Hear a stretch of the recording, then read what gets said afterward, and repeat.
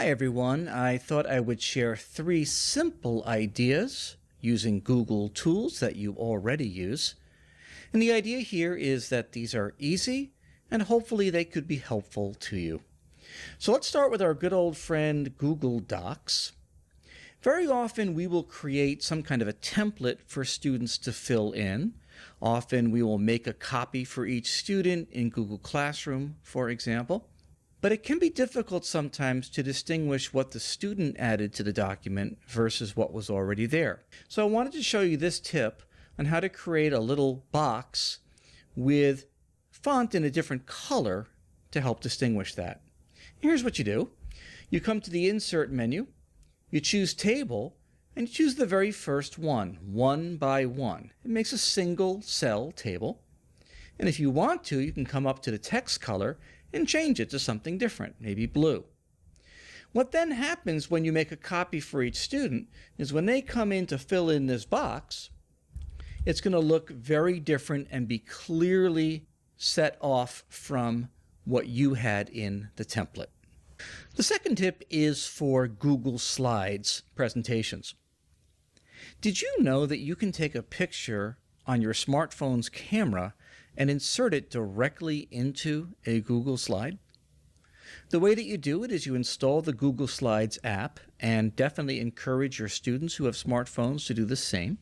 This is a screenshot from my phone, and I'm in here editing this Google slide. Actually, I created this slideshow right from scratch on my phone.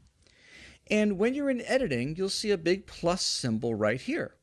And when you click on it, you get the option of what to insert, and one of the options is image. And you can choose either a photo that's saved on your phone, or if you choose camera, you can use your camera directly. That's what I did here, and I was able to insert this picture of my pugs.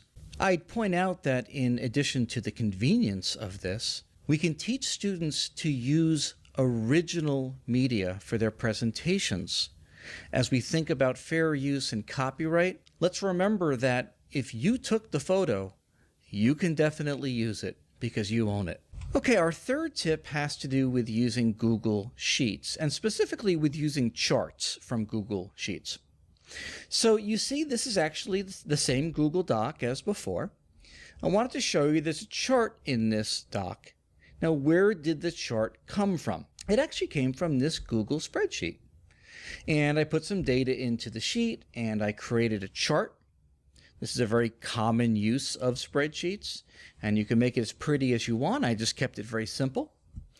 And what you can then do in your Google Doc is you can insert, again, through the Insert menu. You choose Insert Chart. You come down to From Sheets. You pick the sheet that has the chart in it. It will then list the charts that are existing in that sheet, and you click on it. And here's what's really interesting about it. Let's take a look at Snelling. And by the way, this data is completely made up. There's nothing to it. And let's look at the red bar right there for Snelling. Let's come back to the spreadsheet and let's change that last value. Let's bump it up quite a bit. Now notice how the bar gets a lot bigger here.